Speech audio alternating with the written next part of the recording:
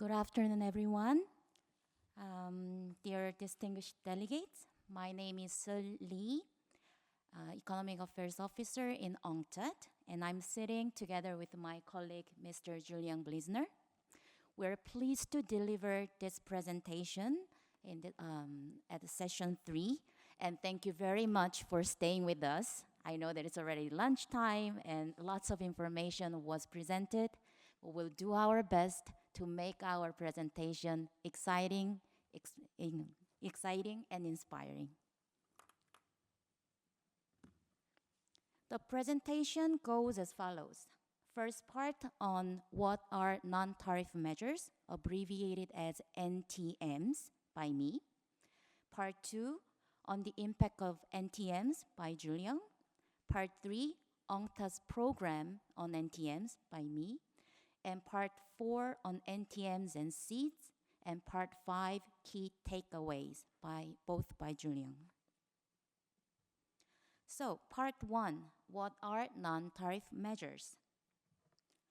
Before jumping into the technical definition, let's familiarize ourselves with examples. When a person exports agricultural products, those products will face customs tariff of the final destination. Besides, they would also face other requirements like those examples. When exporting coffee beans, residue of ochratoxin A, which is a toxic compound made by molds, should be lower than 5 microgram per kilogram. When exporting virgin coconut oil, a label should have a best before date. Let's look at the import side. When importing cars, when importing motor vehicles particularly, emission levels of hydrocarbons and nitrogen oxide should be lower than 0.024 and 0.009 gram per kilometers, respectively. When importing electric vehicles, batteries should pass a safety test. These are the examples of non-tariff measures. So now let's look at the technical definition. It is a policy measure other than ordinary customs tariff, right? Non-tariff measures that can potentially have an economic effect on international trading goods, changing quantities or price or both. 3 points requires attention. First, this is a neutral concept without any negative connotation. Secondly, NTMs may concern import or export or both. Third, NTMs may concern domestically produced or domestically consumed products, not only the traded goods. So they can be often domestic measures.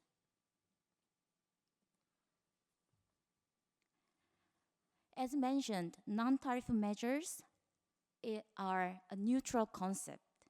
They are different from non-tariff barriers, which is also referred or discussed often. Non-tariff barriers have negative connotation, and thus countries want to eliminate them.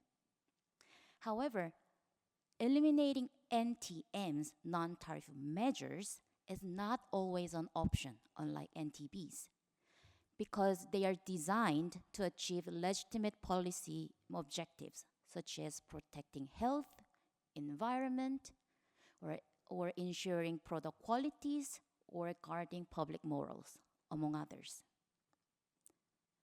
At the same time, it is true that NTMs incur costs, particularly information cost, right? The cost to find out the requirements of coffee beans and to understand what the ochratoxin A is.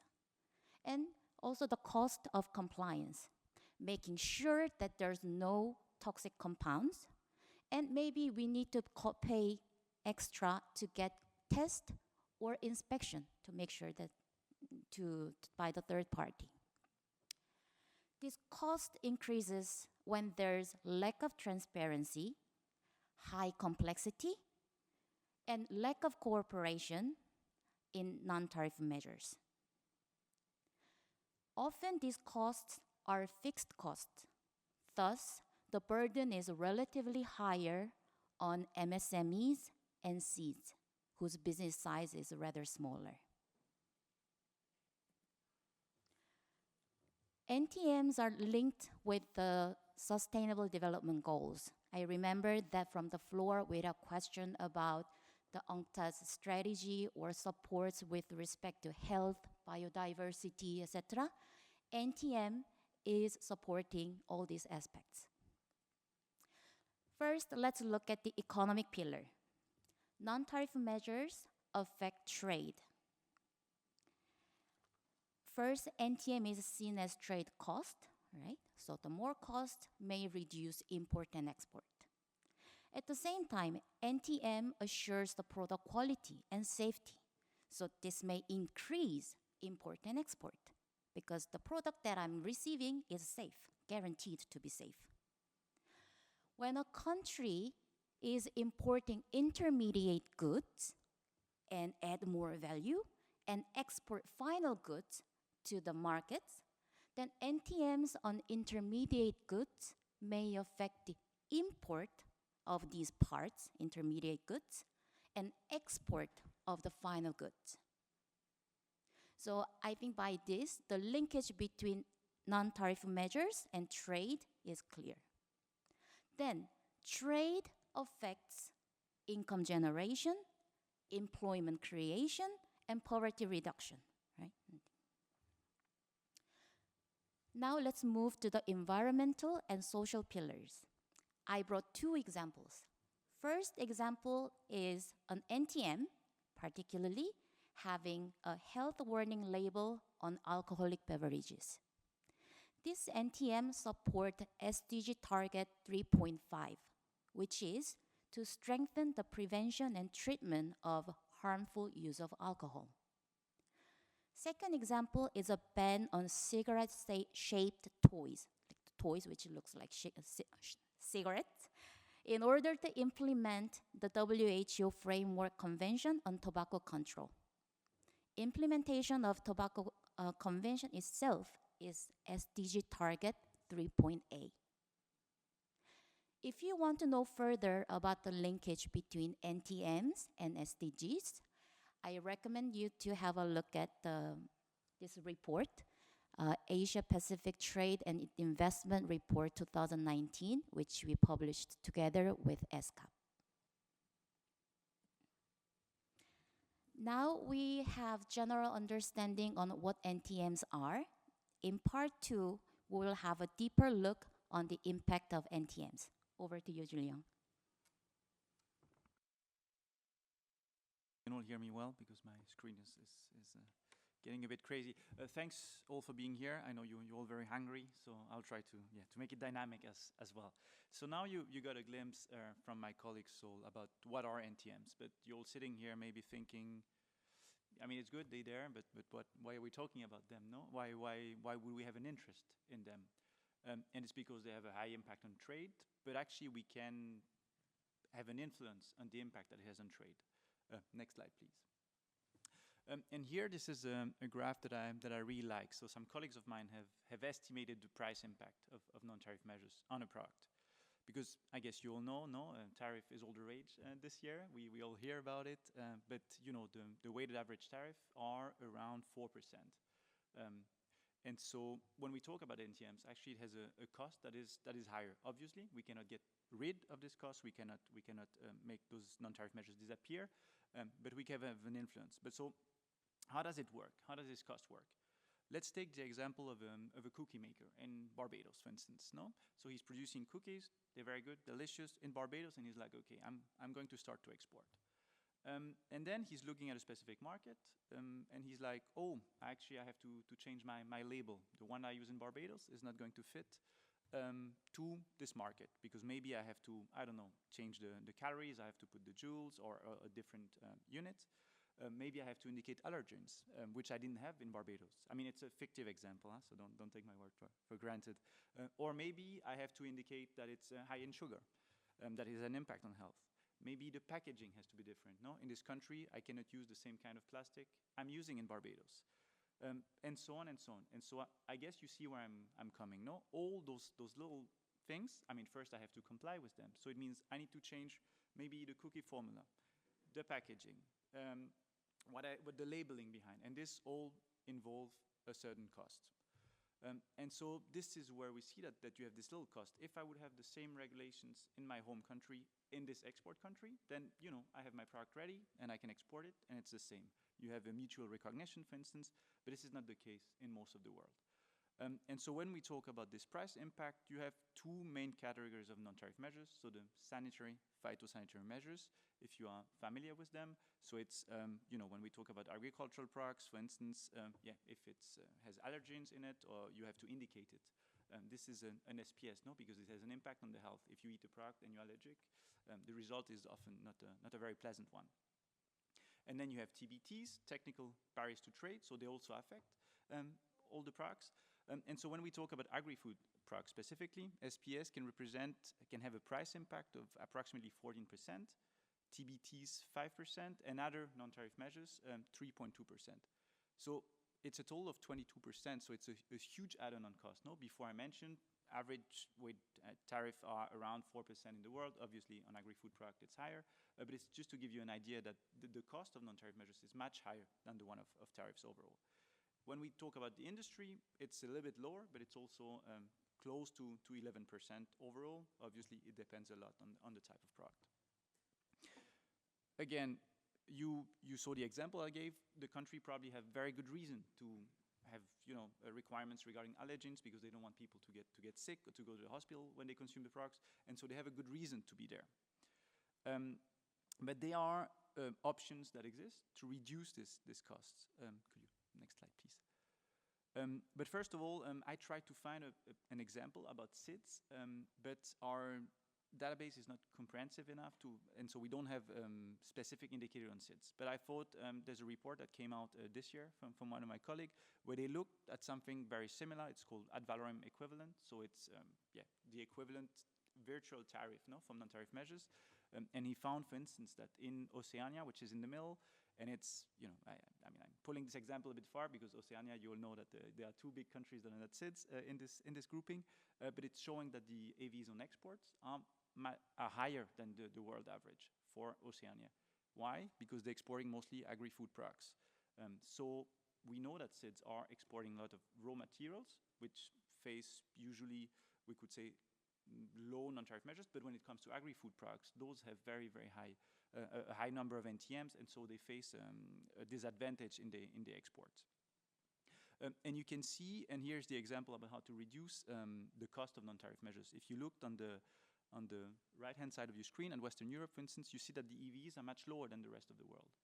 And why is that? It's simply because they have mutual recognition of many regulations. So the example I gave before, you know, if a product is approved in Germany, often they can sell it on the French market with very little adaptation.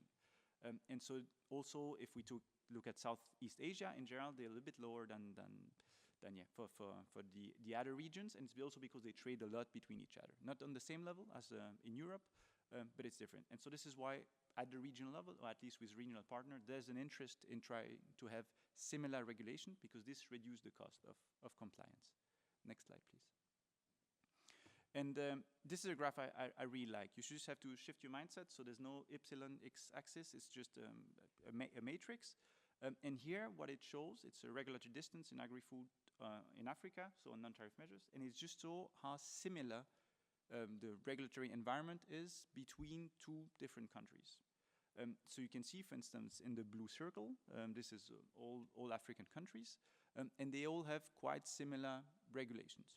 But then you look on the top right of the corner, you have the USA, United States now, and you see that it's completely different.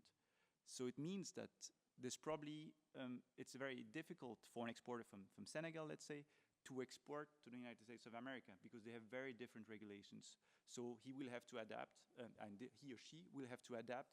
And you know, the example of the cookies, no? Okay, he will have to change the packaging to have some certification, maybe have his product tested, and so on. And so This is to show you that there is actually an interest in regulatory harmonization. And a recent study from the OECD has looked at this and have found that transparency and harmonization can actually reduce the impact of non-tariff measures by 25%, which is quite high. Thanks. And then this is just very quickly to give you an idea why non-tariff measures are so important. This is a graph from the e-ping system of WTO, so the notification in the framework of the TBT and SPS agreements, and it shows you the rise in notification. So obviously, correlation doesn't imply causation. You know, you have more members in WTO, maybe countries are complying better with the requirements, but it still shows you that the amount of TBT and SPS that have been notified has increased substantially. Whereas during the same period, we would see a graph with tariffs, and this one would go quite down. I mean, obviously, it stayed a bit stable, and we don't know this year how it would look like. But this is just to give you an idea of how important non-tariff measures are, because you have more and more non-tariff measures. Next slide, please. Obviously, countries have already started to tackle the issue.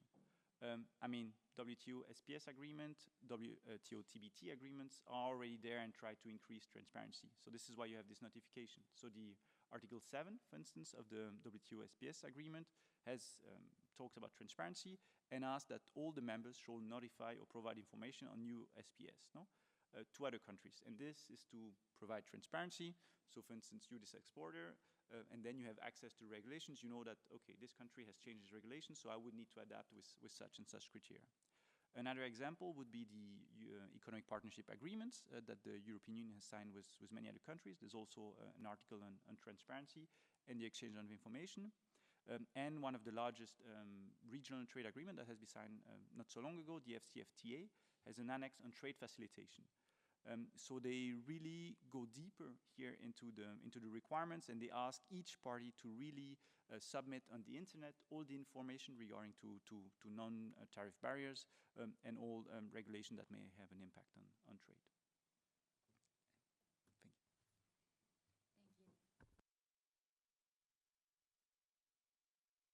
Presentation, or in the previous parts, we learned that there are two key issues with respect to NTMs. One, transparency. Second, good regulation, good NTMs, which is less costly through mutual recognition, harmonization, or regulatory cooperation. So in part 3, we'd like to walk you through UNCTAD's NTM programs to tackle these two issues. We call this internally 5 steps of value chain of non-tariff measures. In the first step, conception, we clarify the concept of NTMs because it is in various forms and it can be very complicated. So we established the definition of NTMs that I presented before, and we also established the classification system. In the second step, we collect the non-tariff measures data. We read thousands of regulations in countries, we identify NTMs, and we classify them systemically. Then in the step 3, we disseminate this collected data, of course, freely available. In the fourth step, we research and analyze these collected data, and some of which was already presented by my colleague Julien. And in the last step, we provide policy support for the transparency and good regulations. And the last step will be, some of the last step will be presented by Julien in the next part. The research step and policy support steps feed into the conception and data collection steps. And the first 3 steps support transparency, and the latter 2 steps support good regulations. The beauty of this value chain or NTM program is that we're taking a systemic approach.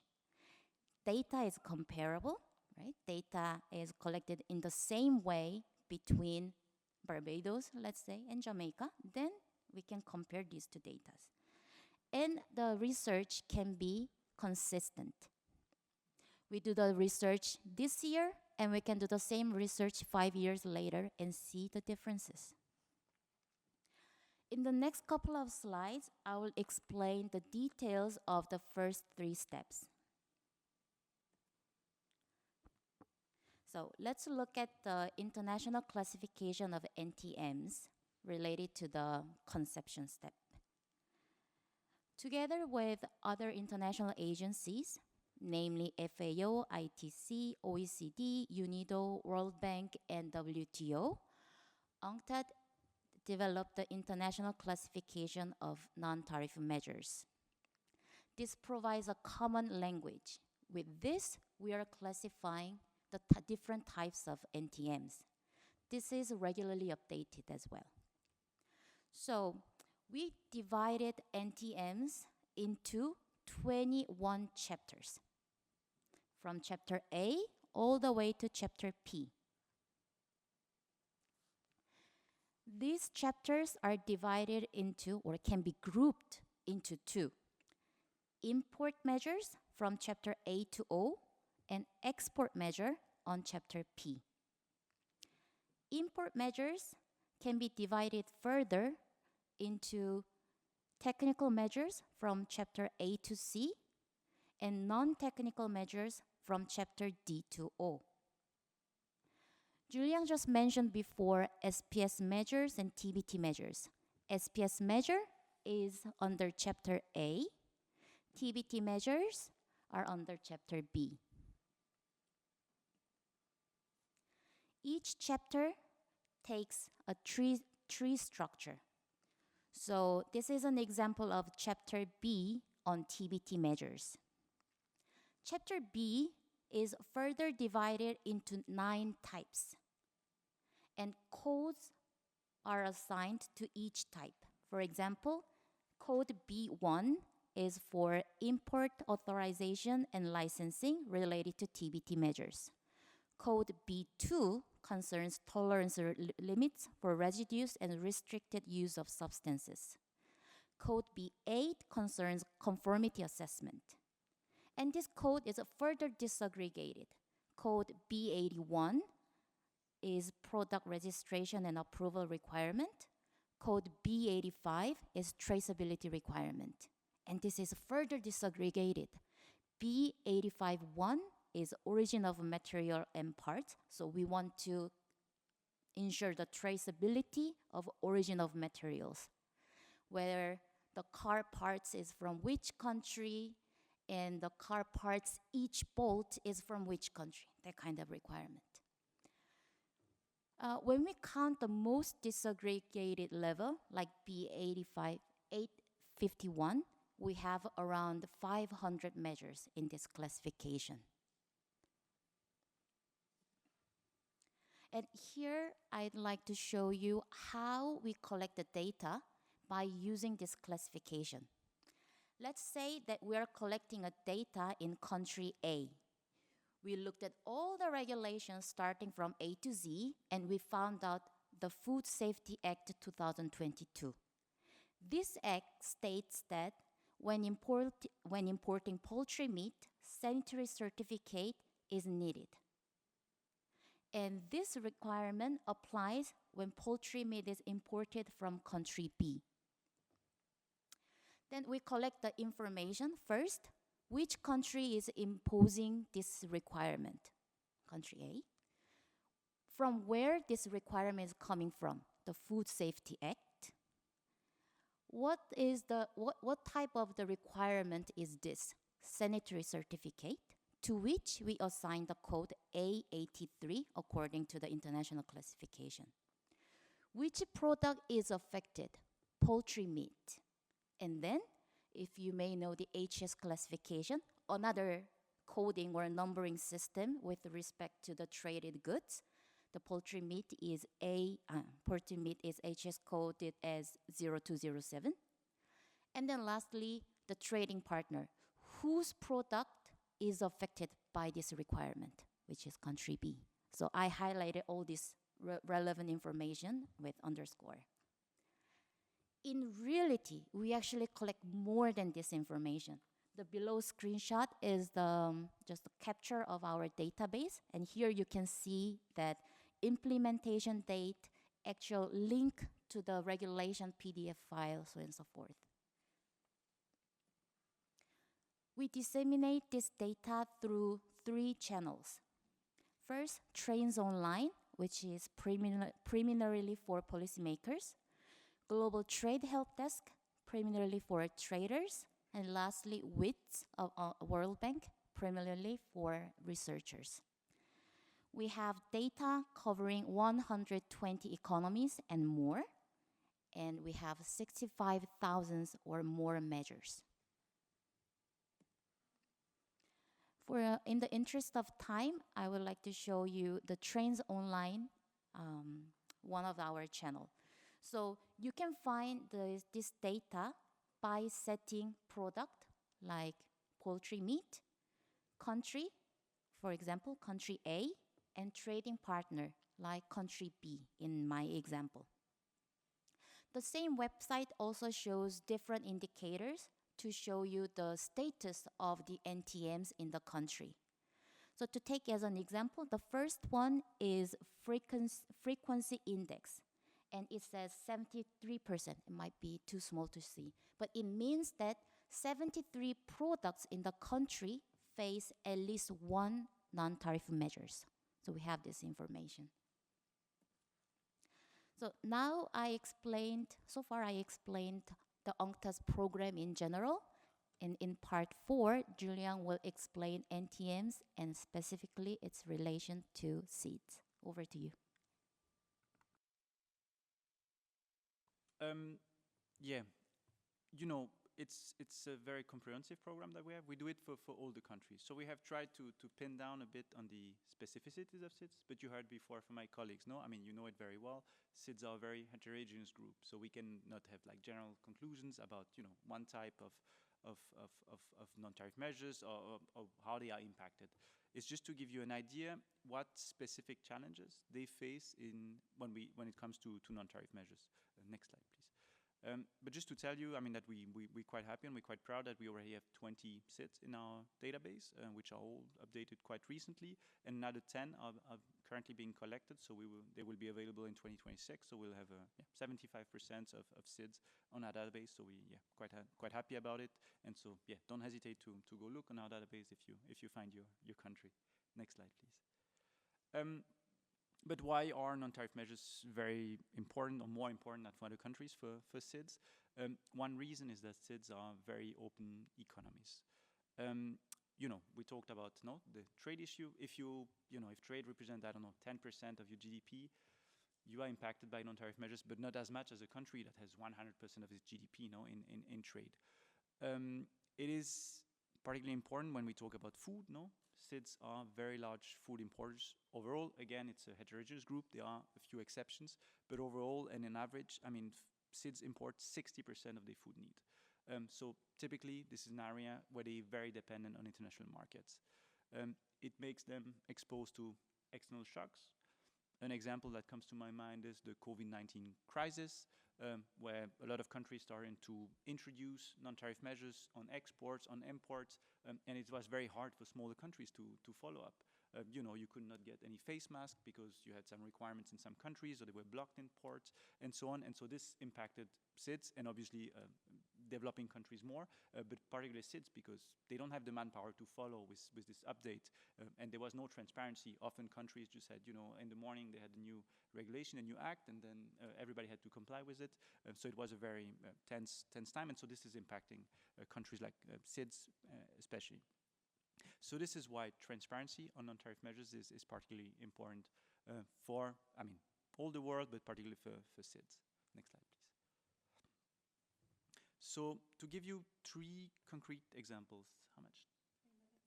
3 minutes. Okay, so 3 examples, 1 minute per example. No, I have more slides, so I need to go fast.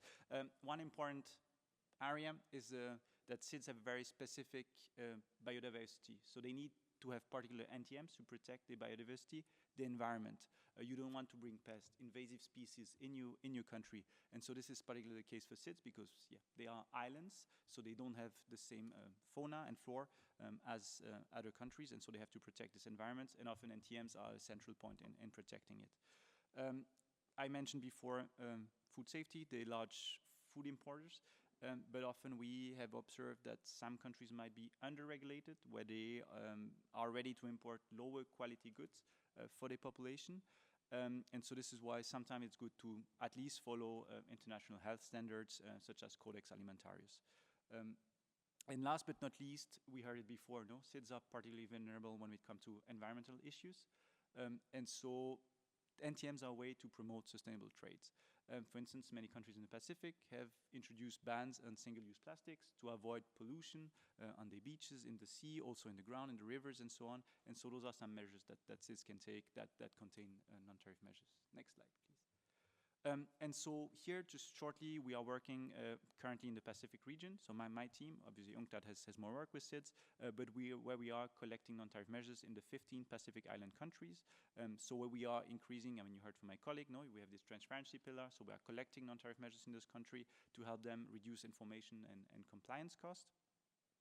But also on the second pillar, no, to try to help countries in the Pacific region to make good, and we don't want to be pretentious, is to give them the tool to do the non-tariff measures that they think are fit for their countries. So to always make cost-benefit analysis. You have an objective which is to protect the health of your population, but also not to restrict trade so much that it will have an impact on your economy.